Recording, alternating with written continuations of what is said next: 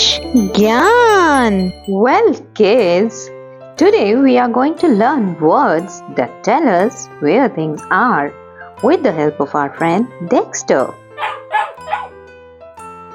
Where is Dexter? Dexter is on the table. He is on it. The dog is on the table. And now, where is Dexter? Dexter is under the table. He is under the table. The dog is under the table. Can you tell where is Dexter now? Dexter is beside the table. He is beside the table. The dog is beside the table. And now, where is Dexter?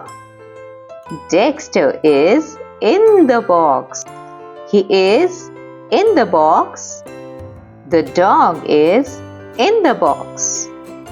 Where is Dexter? Dexter is between the box and the table. He is between the box and the table.